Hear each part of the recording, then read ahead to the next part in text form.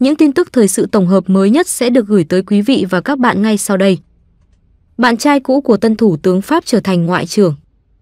Mỹ lạnh thấu xương vì bão Bắc Cực, nhiều người nghi thiệt mạng vì hạ thân nhiệt. Ông John Kerry sắp rời chính quyền Tổng thống Joe Biden. Brunei bắn 17 phát đại bác mừng lễ cưới hoàng tử. Tổng thống Biden khẳng định Mỹ không ủng hộ Đài Loan độc lập. Bạn trai cũ của tân thủ tướng Pháp trở thành ngoại trưởng. Stéphane Séjourné, bạn trai cũ của tân thủ tướng Pháp Gabriel Attal, được bổ nhiệm làm ngoại trưởng trong nội các mới. Tổng thống Pháp Emmanuel Macron hôm 12 tháng 1 bổ nhiệm ông Stéphane Séjourné, 38 tuổi, trở thành tân ngoại trưởng trong chính phủ mới, kế nhiệm bà Catherine Colonna, 67 tuổi. Ông Séjourné là tổng thư ký Đảng Phục hưng Renaissance do Tổng thống Macron thành lập. Tổng thống Pháp kêu gọi nội các mới sẽ trở thành những nhà cách mạng thay vì những nhà quản lý. Tân ngoại trưởng Séjourné là bạn trai cũ, từng đăng ký chung sống với Thủ tướng Attal vào năm 2019. Tờ Le Monde của Pháp đăng bài viết về cặp đồng giới này vào năm 2021, gọi họ là một trong những cặp đôi quyền lực hàng đầu đất nước. Thủ tướng Attal công khai xu hướng tính dục của mình, trong khi ông Séjourné từ chối nói công khai về mối quan hệ của hai người. Ông Attal và Séjourné được xác nhận đường ai nấy đi khi nhân viên của tân thủ tướng Pháp thông báo hai người đã không còn là một cặp trong 2 năm qua. Sau khi bạn trai cũ được bổ nhiệm làm tân ngoại trưởng, Thủ tướng Attal nói rằng chúng tôi cần tài năng của ông ấy để thúc đẩy các cam kết chính trị của chúng tôi. Tân thủ tướng Attal được nhận định sẽ có phong cách chính trị quyết liệt, đối lập với người tiền nhiệm Elizabeth Borne, 62 tuổi, một nhà kỹ trị thích điều hành ở hậu trường. Việc được bổ nhiệm làm thủ tướng ở tuổi 34 khiến ông Attal được so sánh với ông Macron, người từng trở thành tổng thống trẻ nhất của Pháp ở tuổi 39. Ông Attal cũng là thủ tướng Pháp đầu tiên công khai là người đồng tính. Mỹ lạnh thấu xương vì bão Bắc Cực, nhiều người nghi thiệt mạng vì hạ thân nhiệt. Theo hãng tin AP, khi kỳ nghỉ cuối tuần bắt đầu, các bản tin dự báo thời tiết đã hiện ra một loạt lời khuyên được mã hóa bằng màu sắc điên rồ, ám chỉ những cảnh báo thời tiết nguy hiểm khi một làn sóng bão Bắc Cực đột ngột nhấn chìm nhiều bang của Mỹ. Chúng bao gồm cảnh báo bão băng ở bang Oregon, cảnh báo bão tuyết ở vùng đồng bằng phía Bắc, cho đến cảnh báo gió lớn ở bang New Mexico. Mọi người mô tả đó là một mùa đông khủng khiếp, xuất hiện bất ngờ và bao trùm cả những nơi hiếm khi có tuyết. Tại thành phố Portland của bang Oregon, các giám định viên đang điều tra một trường hợp tử vong do hạ thân nhiệt khi mưa lạnh và tuyết rơi dày đặc.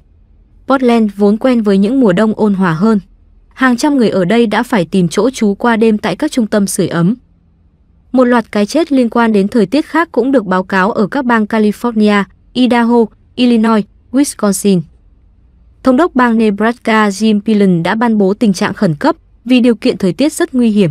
Trong cả tuần, tuyết rơi dày tới 0,6 mét ở một số khu vực và gió lạnh dưới 0 độ. Khoảng 1.700 dặm đường cao tốc ở Nebraska đã bị đóng cửa và cảnh sát phải hỗ trợ hơn 400 người lái xe bị mắc kẹt. Ông John Kerry sắp rời chính quyền Tổng thống Joe Biden. Cựu Ngoại trưởng John Kerry, đặc phái viên về khí hậu của Mỹ dự định rời chính quyền Tổng thống Joe Biden vào cuối mùa đông này. Ông John Kerry sẽ chuyển sang giúp Tổng thống Joe Biden tái tranh cử nhiệm kỳ 2 vào Nhà Trắng, văn phòng của ông Kerry cho biết. Ông Kerry đã thông báo cho nhân viên của mình hôm 13 tháng 1, sau khi nói chuyện với Tổng thống Biden trong tuần này, người phát ngôn của ông Kerry nói với Reuters. Axios là hãng tin đầu tiên đưa tin về kế hoạch của ông Kerry, 80 tuổi, vào ngày 13 tháng 1. Ông Kerry là người làm trung gian cho thỏa thuận khí hậu Paris năm 2015, cũng như làm trung gian cho một thỏa thuận đạt được vào tháng 12 năm 2023 tại COP28 ở Dubai. Theo đó, các quốc gia cam kết sẽ chuyển đổi khỏi nhiên liệu hóa thạch. Ông tin rằng nhiệm kỳ thứ 2 tại Nhà Trắng dành cho Tổng thống Biden sẽ là sự khác biệt lớn nhất đối với sự tiến bộ trong cuộc khủng hoảng khí hậu. Axios đưa tin, trích dẫn một nguồn tin thân cận với chính quyền.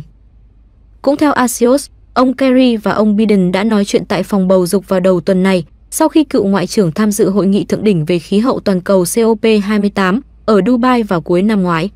Ông Kerry muốn đóng vai trò chính trong hành động về khí hậu của ông Biden trong chiến dịch tranh cử cho cuộc bầu cử Tổng thống Mỹ năm 2024. Ông Kerry được bổ nhiệm làm đặc phái viên về cuộc khủng hoảng khí hậu ngay sau khi ông Biden giành chiến thắng trong cuộc bầu cử Tổng thống năm 2020, đánh bại ông Donald Trump và bắt đầu thành lập nhóm của mình trong giai đoạn chuyển tiếp vào tháng 11 năm đó. Brunei bắn 17 phát đại bác mừng lễ cưới hoàng tử. Lễ kỷ niệm nhân đám cưới của Hoàng tử Brunei Abdul Martin lên đến đỉnh điểm vào ngày 14 tháng 1 với buổi lễ hoành tráng có mặt các nhà lãnh đạo chính phủ và quan khách quý tộc từ châu Á và Trung Đông.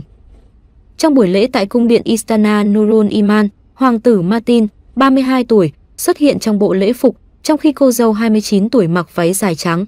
Đây là lần đầu tiên họ xuất hiện trước công chúng trong tư cách vợ chồng. Đám rước mừng lễ cưới đi dọc qua đường phố thủ đô Bandar Seri Begawan trước ánh mắt của hàng nghìn người theo dõi. Thủ đô Brunei ngày 14 tháng 1 tràn ngập bầu không khí lễ hội.